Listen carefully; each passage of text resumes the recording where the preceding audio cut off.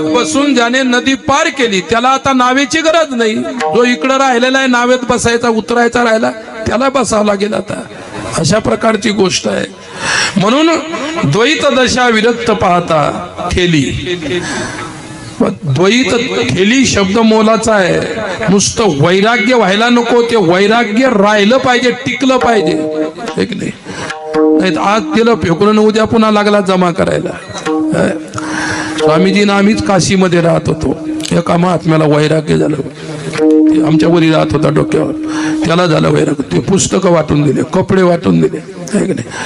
आणि माझा त्याचा थोडा थोडा कधी मध्ये चांगला संबंध असायचा. तर मला सांगितलं, गंगेवर नेलं, मला सांगितलं आता आपला पत्र व्यवहार सुद्धा करायचा नाही, माझा पत्ता राहणार नाही. म्हटलं तुझा पत्ताच नाही तर मी पत्र कशावर पाठवू. ते म्हणे आता बंद सर्व. चांगली गोष्ट आहे. सर्व दिलं सोडून त्यानं गेला कुठं. गेल्यानंतर 5, 6, 7, 8, 10 महिने झाले आणि मी इकडे महाराष्ट्रातच आलो होतो. मी निघायचं तिथून तेवढ्यात मला पत्र आलं. मी म्हटलं आता रेल्वेत वाचू पत्र. पत्र म्हणजे आंतरदेशी पत्र होतं ना, हिरव्या रंगाचं. की नाही, काही गुप्त लिहायचं असेल त्याच्यापेक्षा गुप्त लिहायचं असेल मग ते पाकिट होतं. मी ते पत्र म्हटलं वाटू. आता मी नेमका निघालो होतो, माझ्या पोस्ट मन दिला होता. पत्रावर बिलकुल अगोदर नकाशा काढलेला होता. मी इथं आहे, असा असा रस्ता आहे आणि त्या रस्त्यानं माझ्याकडे यायचं. आणि मला आता तुमचं खूपच ध्यान आठवण यायला लागली. मी म्हटलं इतका विरक्त, काही ठेवलं नाही होते, कपडे गिपडे सर्वच बिलकुल.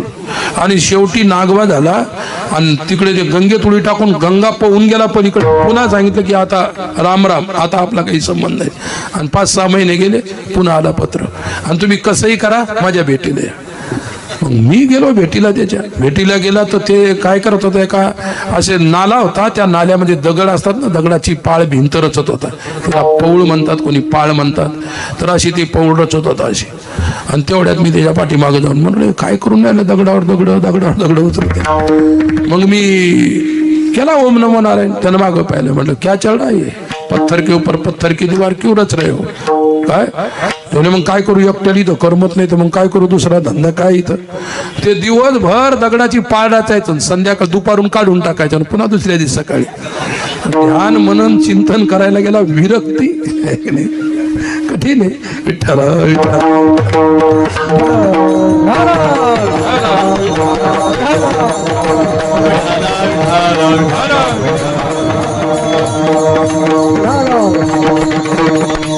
हो, जोपर्यंत वैराग्य परिपूर्ण नाही, तीव्र वैराग्य आहे, मध्यम वैराग्य आहे, कनिष्ठ वैराग्य आहे, अनेक वैराग्याचे प्रकार आहेत. शंकराचार्यजींनी विवेक चुडामणीमध्ये वैराग्याची खूप सुंदर अशा प्रकारचं वैराग्यावरती लिहिलेलं आहे, वाचून घ्या. मला एवढं सांगायचं की विरक्त जो आहे, जोपर्यंत विरक्ती टिकत नाही काय, तोपर्यंत विवेकाचा जन्म होत नाही. आणि विवेकाचा जन्म झाल्यानंतर मग विरक्ती सुटत नाही, विरक्ती मजबूत राहते. विवेकाविना वैराग्याचे बळ, धगधगीत ज्वाळ अग्नी जैसा. विवेकासहित वैराग्याचे बळ, धगधगीत ज्वाळ विठ्ठला विठ्ठला.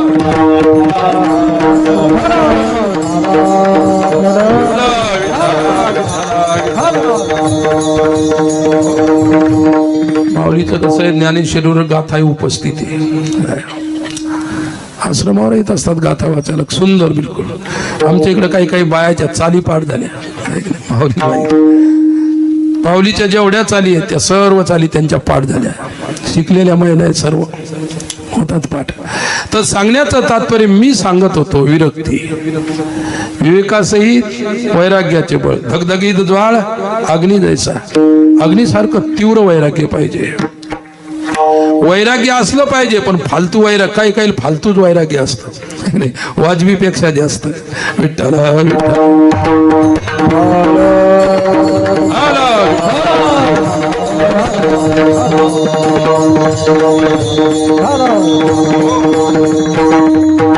विरक्ती आहे, विवेक आहे, आणि विवेकाच्या नंतर मात्र द्वैत निवृत्ती होते. विवेक म्हणजे विचार, ज्ञान, ब्रह्मज्ञान, ब्रह्मविद्या ती प्राप्त झाल्यानंतर काय द्वैताची निवृत्ती होते ती ज्ञानोबरायांच्या भाषेत दुसऱ्या चरणात. त्याची काजळी पाजळी त्याची काजळी क्रोध दशा पाजळी वेदांती काजळी क्रोध दशा पाजळी वेदांती काजळी क्रोध दशा पाजळी नाही ते उजळी तमा दृष्टी नाही ते उजळी तमा दृष्टी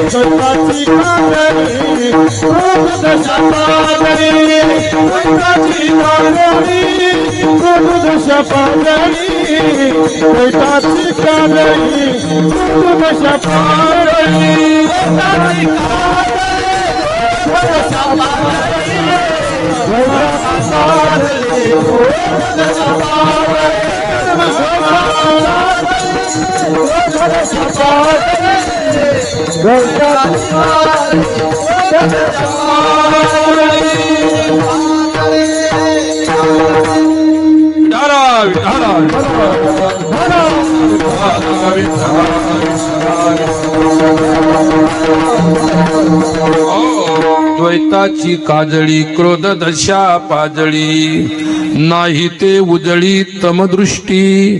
तमदृष्टी शब्दाचा अर्थ आहे अज्ञान दृष्टी. तम म्हणजे अज्ञान.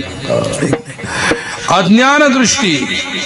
जोपर्यंत द्वैत आहे तोपर्यंत अज्ञान आहे. द्वैत गेल्यानंतर ज्ञान होत असते आणि ज्ञान झाल्यानंतर मोक्ष मिळत असतो असा या पदाचा या कडव्याचा अर्थ आहे.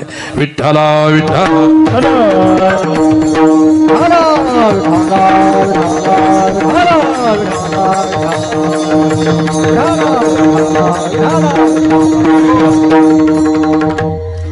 समाहितस्यैववत समाधी वैराग्यवत समाधी. ज्याच्या जवळ त्या ठिकाणी वैराग्य आहे त्याला समाधी लागू शकते. आणि समाहितस्यैव दृढ प्रबोध. ज्याला समाधी साधली त्याच्याच अंतकरणामध्ये दृढ तत्वज्ञान होऊ शकते. आणि प्रबोधतस्य ही बंधमुक्ती. आणि आत्मज्ञान झाल्यानंतर प्रबोध झाल्यानंतर बंधातून मुक्ती मिळते. आणि मुक्तात्मनः नित्य सुखानुभूती. मुक्त आत्मनः ज्ञानी पुरुष मुक्त आत्मा त्याला सुखानुभूती होते, आत्मानुभूती होते, ब्रह्मानुभूती होते. हे विवेक चुडामणी मध्ये शंकराचार्यांनी सांगितलेलं आहे. विठ्ठला विठ्ठल.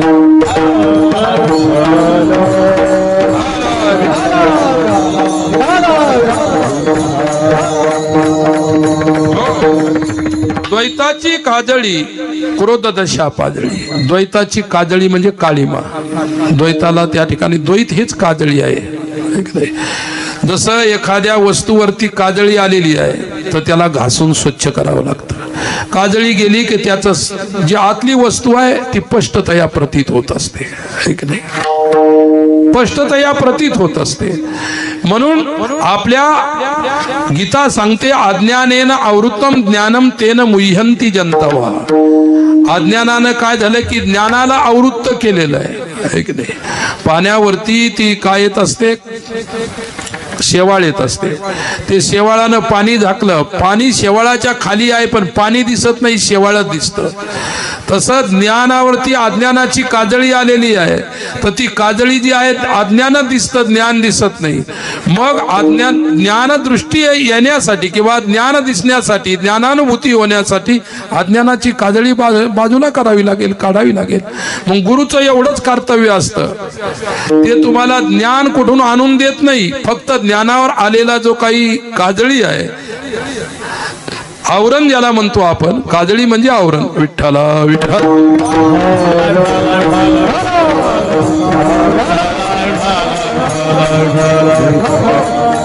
आत्मदर्शन ज्याचं त्यालाच होतं, पण आत्मदर्शनामध्ये आलेला प्रतिबंध जो आहे, काय अज्ञानाचा जो प्रतिबंध आहे, द्वैताचा जो प्रतिबंध आहे, ते सद्गुरू आपल्या बोधाने दूर करत असतात. सूर्य उगवल्यानंतर निशा जी रात्र असते ती आपोआप उजळल्या जाते.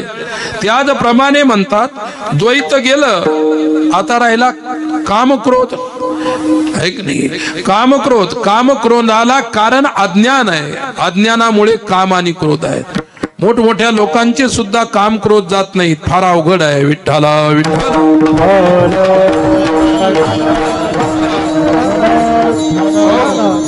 वशिष्ठ आणि विश्वामित्रामध्ये वितुष्ट होतं, जमायचंच नाही. असं नाही की संसारिक लोकांनी भांडणाचा ठेका घेतलेला आहे. की नाही, साधू सुद्धा भांडतात. काय भांडायला काही हरकत नाही. भांडले कसं होतं, मन मोकळं होऊन जातं. जे आज साचून ठेवलं ना, ते भांडलं की ती बाहेर निघून जातं, पडून जातं. मन मोकळं करण्यासाठी भांडलं पाहिजे, पण फटकाफटकी करू नका. बघ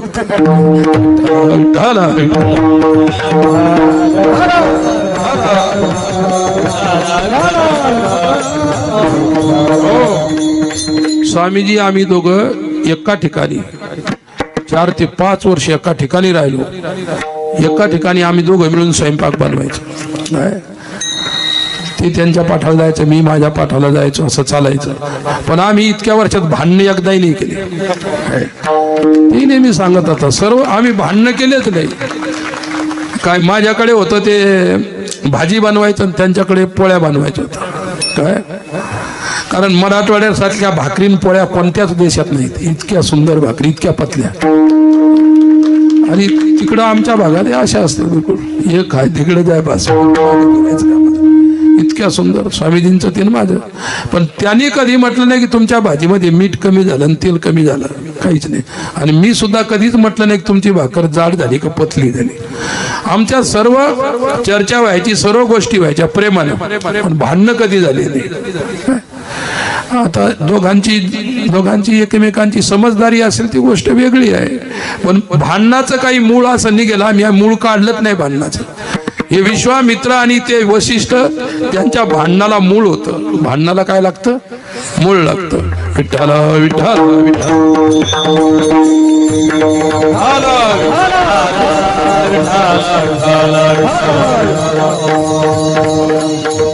अरे संसारात जुनं आठवणी ठेवणं बरं आहे, पण साधून जुनं आठवणी ठेवू नये. अगोदर मागे काय झालं होतं हे कधी ध्यानात ठेवायचं नाही.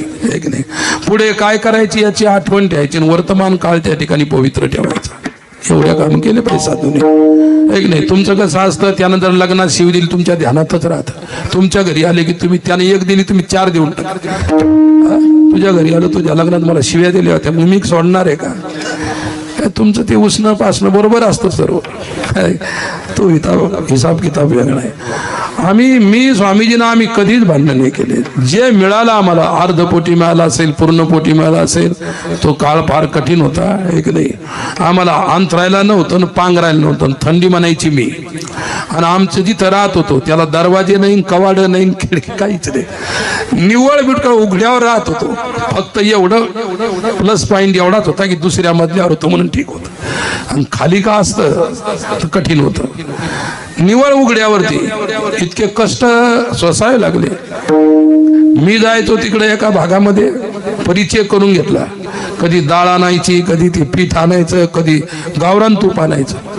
तिकडे मी मस्त प्रवचन ठोकायचो, इकडं तिकडं लोकायला करायचो आणि आणायचो काय प्यायचं. कारण ते मला जमलं होतं म्हणून मी जमवायचो. विठ्ठला विठ्ठल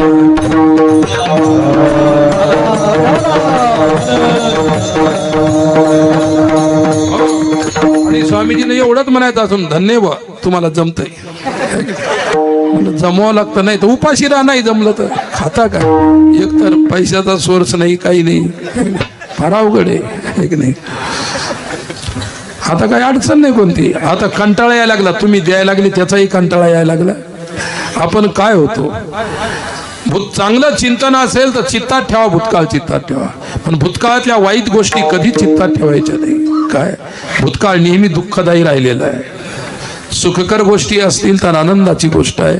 आपला विषय होता चला काजळी, ज्ञानावर आलेली अज्ञानाची काजळी. आणि क्रोधावरती आलेली आहे की नाही द्वेषाची रागाची काजळी आहे. काम क्रोध राग द्वेषाची काजळी आलेली आहे. वशिष्ठ विश्वामित्राचं भांडण. विश्वामित्रानं ठरवलं भांडायचं किती दिवस. न रहेगा बास न बजेगी बासुरी वाली काम कर देंगे बोले क्या. आता त्याला खलासच करून टाकतो म्हणजे पुन्हा भांडणं करायचं कामच नाही.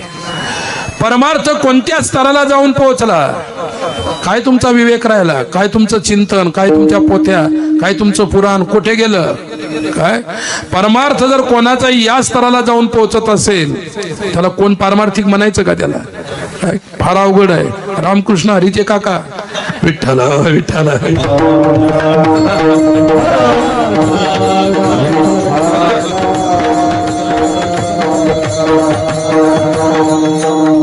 सोपा मंत्र आहे. कोणी शिव्या द्यायला लागले की आपण म्हणायचं रामकृष्ण हरी. भांडणं तुटले म्हणून समजा. त्याला भांडणं होती म्हणून काकांनी मंत्र मस्त ध्यानात ठेवलेला आहे. आणि ते स्वर ताल संगीत सर्व ज्ञान आहे त्यांना. त्यांच्या वाणीतून ज्यावेळी रामकृष्ण ऐकल्या जातं आनंद वाटतो माणसाला. अभ्यास आहे. चला दोघांचे भांडण खलासच करायचं म्हणजे त्याला. एके दिवशी रात्रीची वेळ आहे. पौर्णिमेची रात्र आहे. वशिष्ठाच्या झोपडी पुढे गर्द असं दाट झाड होतं पानानं फुलानं बहरलेलं. हा विश्वामित्र त्यांची नजर चुकून एवढा दगड घेऊन त्याच्यावर जाऊन बसला झाडावर. त्याला माहित होतं की संध्याकाळी खाली प्रवचन होते. वशिष्ठ आणि त्यांची पत्नी अरुंधती, जशी गार्गी ब्रह्मज्ञानी, अरुंधती माता ब्रह्मज्ञानी, लोपामुद्रा ब्रह्मज्ञानी, मुक्ताबाई ब्रह्मज्ञानी, जनाबाई ब्रह्मज्ञानी, या ब्रह्मज्ञानी स्त्रिया होत्या. काय संध्याकाळची भोजन वगैरे झालं त्या वृक्षाखाली बसायचं रोज. अरुंधतीनं प्रश्न करायचे, वशिष्ठानं त्याची उत्तरं द्यायचे. एक आध्यात्मिक चर्चा व्हायची, आत्मचर्चा रोज व्हायची.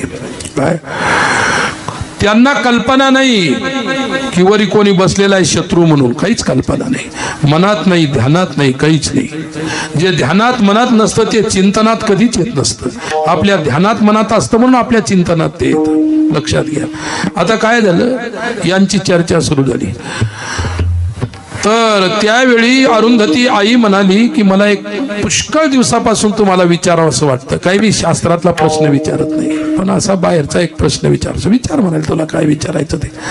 मला एक सांगा, वर्तमान काळामध्ये सर्वात तपस्वी सर्वात श्रेष्ठ ऋषी कोण. काय विचारते. विश्वामित्रासारखा कोणी असू शकतं. ते म्हातारवरून ऐकायला लागतं. विश्वामित्रासारखा ऋषी कोणी असू शकता का ग. गायत्रीचा अधिष्ठाता आहे, त्याने गायत्री प्रकट केलेली आहे. इतका महान ऋषी कोण असू शकतो. लगेच प्रश्न केला अरुंधतीनं. मग विश्वामित्र जर तुमच्या मनात एवढं स्थान आहे त्यांच्याविषयी, मग त्यांच्याशी का राग द्वेष करता. काय त्यांच्याशी तुमचा झगडा काय आहे, भांडण कशामुळे आहे. काय वशिष्ठाने म्हटलं, अरुंधती तुला सांगू का खरी गोष्ट. मला विश्वामित्राविषयी माझा काही राग नाही, द्वेष नाही. त्यांच्याविषयी कोणताही दुधा भाव माझ्या मनामध्ये नाही. पण विश्वामित्राच्या हृदयानं असं घर केलेलं आहे, ते माझा द्वेष करतात. काय मग अरुंधतीनं विचारलं, द्वेषाचं कारण काय. काय फक्त एवढंच कारण आहे द्वेषाचं, मी त्यांना ब्रह्मर्षी म्हणत नाही. कारण विश्वामित्र पूर्वी राजा होता, तपस्या करून तो राजर्षी झाला. आणि मी फक्त त्याला ब्रह्मर्षी म्हणत नाही. तुम्ही सांगता एवढे तपस्वी आहे, गायत्रीचे ते हे आहेत ते आहे, सर्व काही आहे. काय मग तुम्हाला ब्रह्मर्षी म्हणायला काय हरकत आहे. काय अरे उपनिषदामध्ये आसोपती नावाच्या राजाची कथा येते. ते आसोपती त्यांच्याकडून ब्राह्मणांनी ब्रह्मविद्या घेतली. काय म्हणजे ब्रह्मविद्येचं मूळ क्षत्रिय आहे आणि त्यांच्याकडून ब्राह्मणाने ब्रह्मविद्या घेतली. काय आणि त्यांनी घेतल्यानंतर क्षत्रियाला बाजूला सारून दिलं, त्यांच्याजवळच राहिली. नंतर तो त्या ठिकाणी लोपलेला योग श्रीकृष्णाने पुन्हा अर्जुनाला सांगितला. पुष्कळ गोष्टी आहेत. आपला विषय आहे की मग त्याला ब्रह्मर्षी म्हणायला काय हरकत आहे. अगं म्हणाले, मी त्यांना ब्रह्मर्षी म्हणेल ना. ब्रह्मर्षी का म्हणणार नाही. मग तुम्हाला अडचण काय. काय ज्या दिवशी विश्वामित्र क्रोध आणि अहंकार सोडतील ना, त्या दिवशी मी त्याला ब्रह्मर्षी म्हणेल त्यांना. आता दगड टाकता येईल का डोक्यात? अरे माघारी केलेली प्रशंसा ही सत्य प्रशंसा असते. तोंडावर तो कोणी म्हणतो तुम्ही काय सुंदर गायलं, काय सुंदर कीर्तन केलं, आणि किती सुंदर सुंदर सर्व सुंदर आहे की नाही. तोंडावरचे सुंदर हे फसवेगिरी आहे. माघारी स्तुती केलेली ती खरी असते. विठ्ठल विठ्ठल.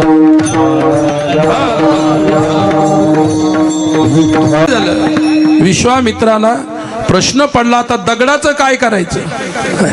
वशिष्ठाच्या हृदयामध्ये माझ्याविषयी कोणता काम नाही, क्रोध नाही, राग नाही, द्वेष नाही. कबीरा खड़ा बाजार में सबकी मांगे खैर, ना काहू से दोस्ती ना काहू से वही. ज्ञानी पुरुषाचं लक्षण आहे. तो कोणाशी नमे राग द्वेषो नमे प्रिय. मला रागही नाही, मला द्वेषही नाही. कबीरा खड़ा बाजार में सबकी मांगे खैर, ना काहू से दोस्ती ना काहू से वैर. साधूने कोणाशी मैत्री करायची नाही आणि कोणाशी शत्रुता सुद्धा करायची नाही. मैत्री आणि शत्रुत्वापासून साधूने सदैव सावध राहायचं आणि वेगळं सुद्धा राहायचं. त्यालाच म्हणतात विरक्त. विठ्ठल विठ्ठल.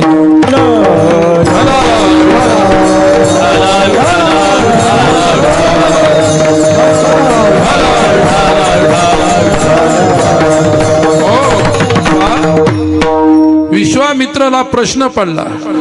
आता शेवटी झाडाच्या खाली तर उतरणच आहे. दगड घेऊन कुठपर्यंत बसायचं आहे की नाही?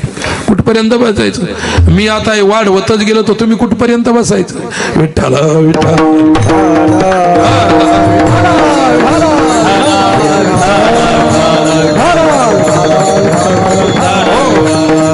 त्यांनी दगड बाजूला फेकला. विश्वामित्र खाली उतरले. विश्वामित्राने साष्टांग दंडवत केला. कोणाला? वशिष्ठांना. दोन्ही काखेमध्ये हात घातले, उचलला आणि उधारलं. उठा ब्रह्मर्षी उठा. काय झाली? तमोगुणाची जी काजळी होती, क्रोधाची जी काजळी होती, पार नाहीशी झाली. कोणाच्या स्पर्शाने? साधूच्या स्पर्शाने. विठ्ठल विठ्ठल.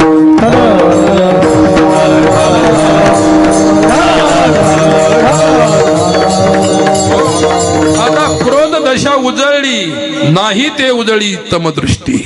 अज्ञान दृष्टी राहिली, ती बोधानं उजळत असते. दृढ प्रबोध हा ज्ञानी पुरुषाच्या द्वारे प्रबोध केल्यानंतर तमदृष्टी सुद्धा, अज्ञान दृष्टी सुद्धा निवृत्त होत असते. आणि अज्ञान दृष्टी निवृत्त झाल्यानंतर काय जातं हे तिसऱ्या कळव्यात. आसक्ती मोह, जोवरी कामना आसक्ती मोह, जोवरी कामना आसक्ती मोह, जोवरी कामना आसक्ती मोह, जोवरी कहो कल्पनेचा, जोवरी कहो कल्पनेचा, जोवरी कहो कल्पनेचा, श्वेताची काजळी क्रोधाच्या पादळी, श्वेताची काजळी क्रोधाच्या पादळी, क्रोधाच्या पादळी, श्वेताची काजळी क्रोधाच्या पादळी.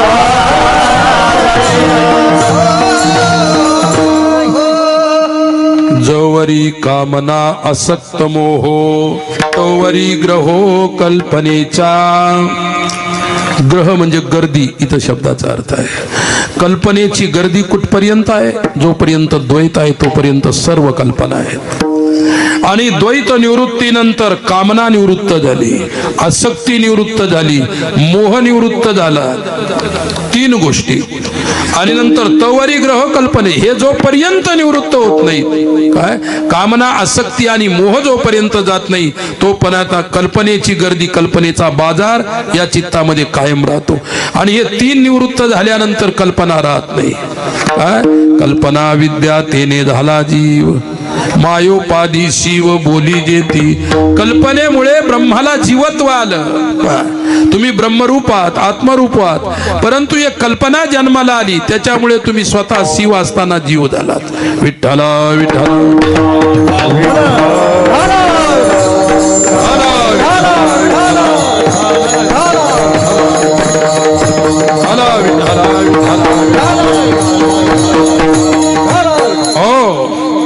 असेल शिव असेल दोघही प्रापंचिकत आहे. जनाबाईचे शब्द जीव शिव दोन्ही खुंटे ग प्रपंचाचे लावून पाठी मोठे देतो ये नागरा, लावून पाठी मोठे देतो ये नागरा.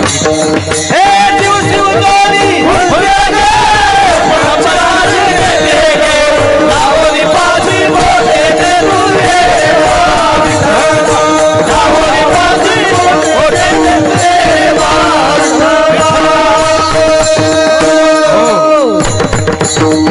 जीव शिव दोन्ही खुंटे गे प्रपंचाची नेते लावून पाची बोटे रे तू ये रे बा विठ्ठला. जनाबाईचा अध्यात्म आहे काय. जीव आणि शिव हे दोन्ही प्रपंचाचे नेते आहे. जीवाचाही प्रपंच आहे, शिवाचाही प्रपंच आहे. जीवाचा प्रपंच परिच्छिन्न आहे, शिवाचा प्रपंच थोडा व्यापक आहे. एवढाच फरक आहे. कारण जीव उपाधीमुळे शिव सुद्धा उपाधीमुळे, एक नाही जीव उपाधीमुळे ईश्वर सुद्धा उपाधीमुळे. त्यांच्या उपाधी काढून घेतल्यानंतर जीव शिव हे स्वरूप म्हणजे त्या ठिकाणी ब्रह्मरूपच आहेत, ब्रह्मच आहेत.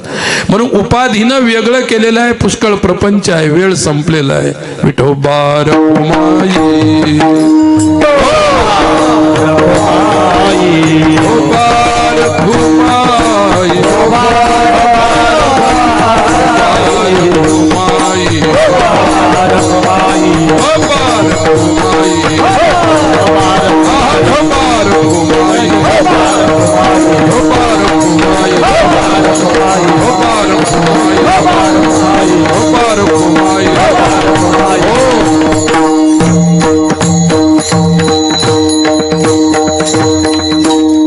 चाल शेवटी होईल. ज्ञानदेवी चित्ती आनंदमय हरी द्वैताची कामरी नायके वार्ता.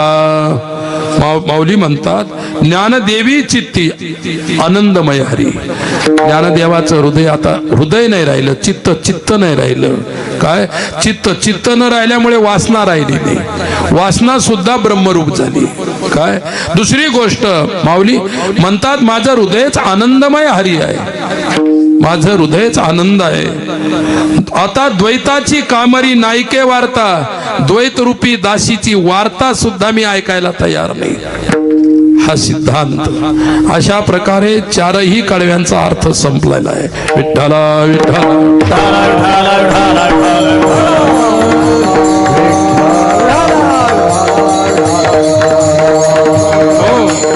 कीर्तन म्हणजे कडवे सोडणे.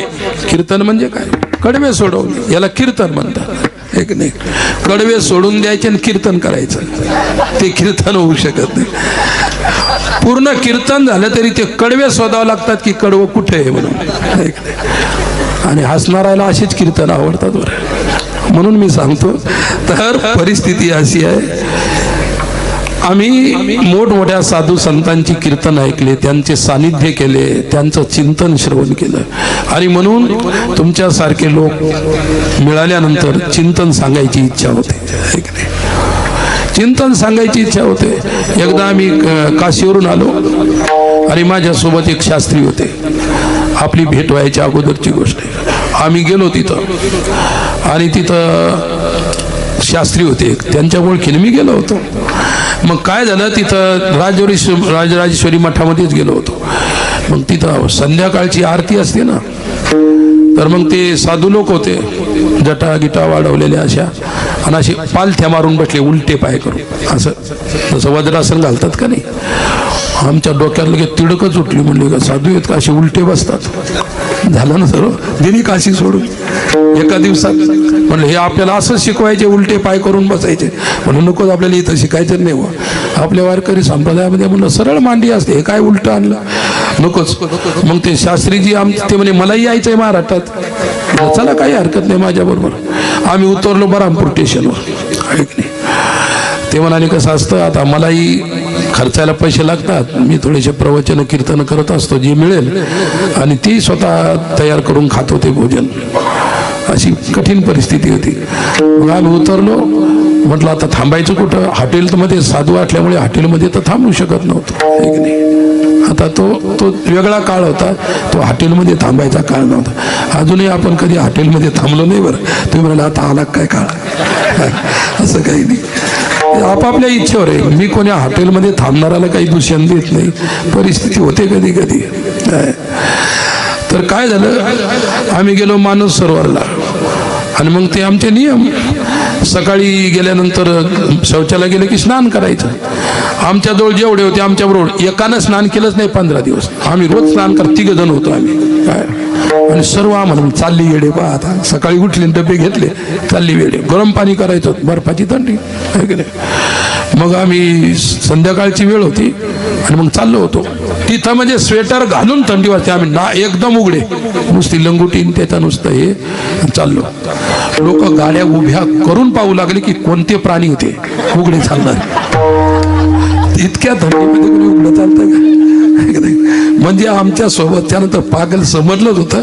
जे बाहेरचे प्रवास करणारे त्यांनी समजले कोणते प्राणी उघडेच चालले. जाऊ द्या, सोडा विषय. तर मग ते शास्त्रीजी मी होतो ते मला पाहतो, मला कीर्तन येतं, मला येतं, मलाही कीर्तन त्याला येत होतं. तर ते लोक आम्हाला भेटले त्या गावचे. एका खेड्यात गेलो आम्ही, शहरात काय सोय होणार नाही. मग ते म्हणले महाराज कीर्तन प्रवचन काय येतं का, नुसतं हेच चालू आहे. म्हणलं मग ऐकणारे मिळाले तर करू म्हटलं. प्रवचन म्हणलं तर प्रवचन, कीर्तन म्हणलं तर कीर्तन. आणि मग काय 10-15 टाळकरी. आणि गावात ती अशी घंटी होती, मंदिरात ती फिरवली, कीर्तने कीर्तने कीर्तने, काशीचे महाराज आले, काशीचे महाराज ऐकले. मग आमच्या दोघात झगडा सुरू झाला, तुम्ही करता का मी, ऐक नाही. आता दोघांनाही सुख होताच ते करायचं, काय नाही. ते मला मीच करतो, ते जास्त हट्ट करू लागले. म्हणलं तुम्ही करा, काही हरकत नाही. मग काय केलं, कीर्तन ते झालं, विठोबा रुक्मा झाली, गेले, विना घेतला. यांनी जे म्हणायचे अभंग म्हटले, अभंग घेतला एक. आणि मग ते न्याय सिद्धांत मुक्तावलीमध्ये सुरुवातीला ईश्वर सिद्धी प्रकरण आहे. शास्त्री महाराजांचे डोळे बंद केले, हेच ईश्वर सिद्धी लावली.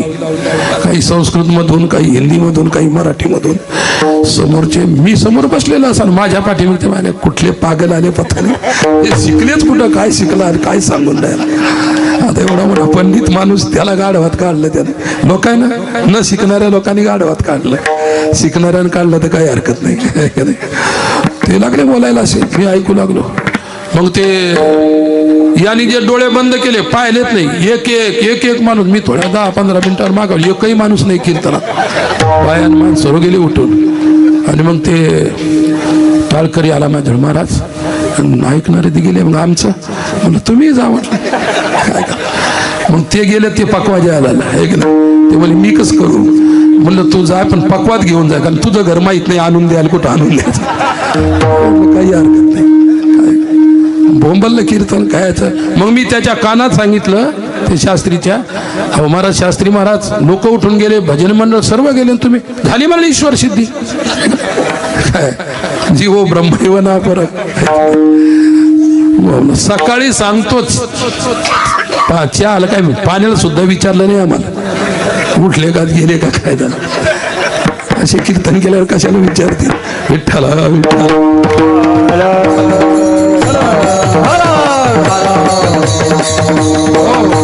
माऊलीच्या हृदयामध्ये आनंदाच्या व्यतिरिक्त काही नाही. ते माऊलीचं अंतःकरण आहे. त्यांच्या हृदयात प्रेम, आनंद, एक नाही, अद्वैत सर्व काही.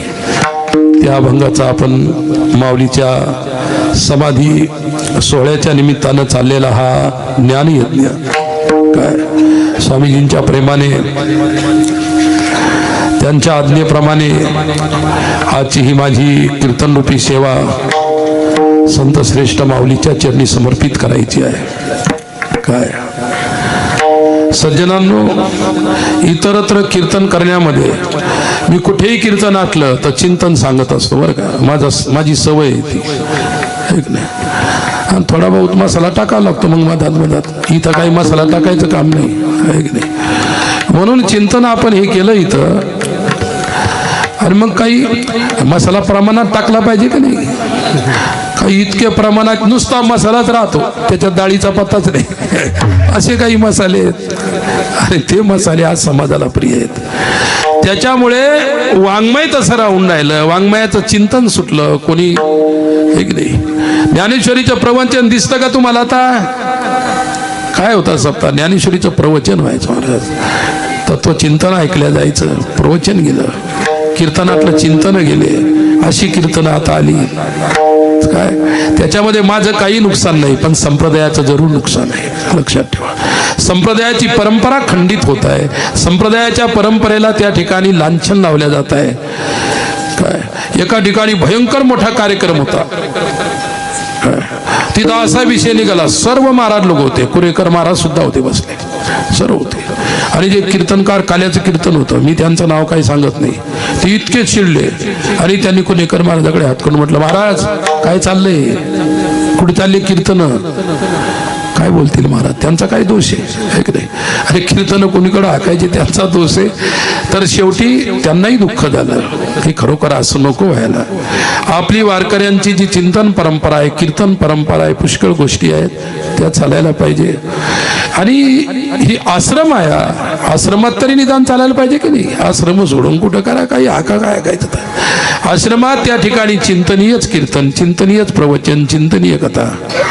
महाराज श्रींच्या मुखातून श्रीमद शिव महापुराणाची कथा आपण श्रवण करत आहात. आता कथा आज मला वाटतं संपली असेल, आज कथा समाप्त झालेली आहे. आपण 7 दिवस पर्यंत त्यांच्या मुखारविंदातून अशा प्रकारची शिवकथा श्रवण केली. शिवकथाही होतात, शिवकथा तुमच्याबरोबर म्हणितलंय होतं, असं नवीन नवीनच इथं काही ना काही, नाही. इथं परमार्थही तेवढाच बोकाळलेला असतो आणि अंधश्रद्धाही तेवढीच बोकाळवता तुम्ही. लक्षात ठेवा, गुरुजींचा जिल्हा आहे, दुःख होतं, कष्ट होतं. दरबारात कोण कोण गेले ते वर याद करा बरं. याच्यातले अर्धे तरी 75% तरी गेलेले असतील, पण वर याद करायची हिंमत नाही तुमची.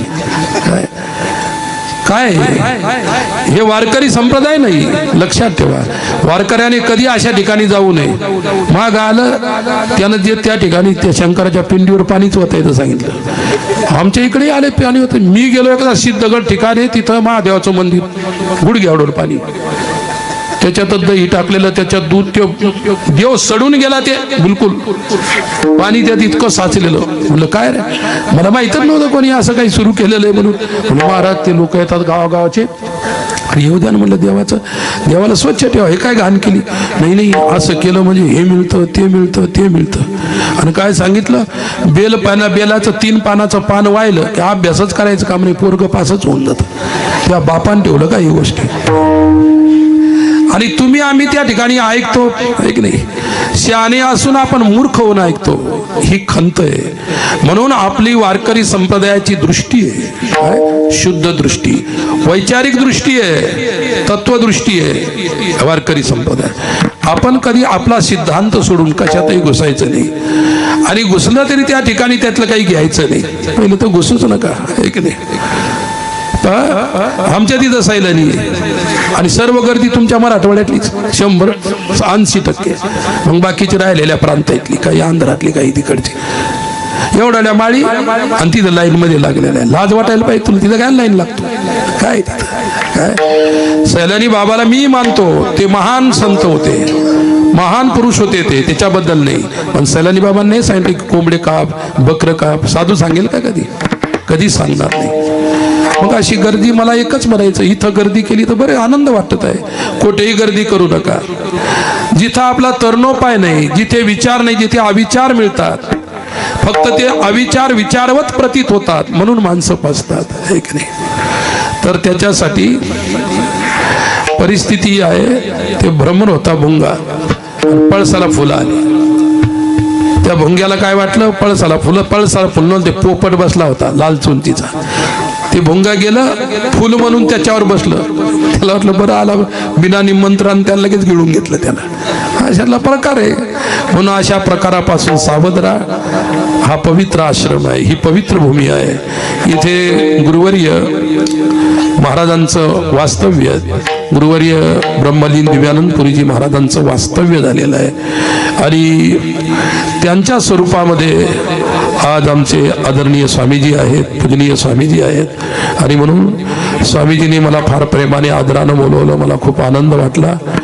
झालेली सेवा, त्यांच्याच कृपेतून त्यांच्याच आज्ञेतून झालेली सेवा जी आहे, तुम्हा सर्व वैष्णवांच्या प्रेमातून तुम्हा सर्व वैष्णवांना धन्यवाद देतो. पुनश्च एकदा आमचे गुणीजन असतील, एक नाही, आमचे काका आहेत, अवचारबुवा आहेत, पाठीमागे भरपूर मंडळी आहे. काय मी काय पाठवाकडी करून मागं नाही पाहिलं, काय आपलं काम पुढे पाहायचंय फक्त. परंतु ही सर्व गुणीजन मंडळी, हे छोटे छोटे चिमुकले वैष्णव इकडून टाळं घेऊन उभी आहेत, ही मुलं, किती आनंद आहे. म्हणून तुम्हा सर्वांचा आदर करतो, तुमच्या प्रेमाचाही आदर करतो आणि झालेली सेवा माऊलीच्या चरणी समर्पित. ज्ञानेश्वर माऊली, हा ज्ञानेश्वर माऊली, हो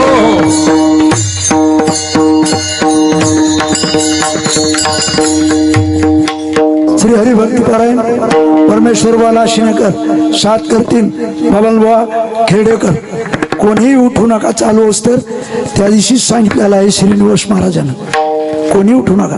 2 मिनिटात चालू होती.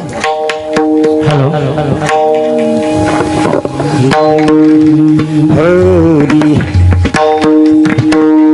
ज्ञानदेवाची आनंदमय हरी ज्ञानदेव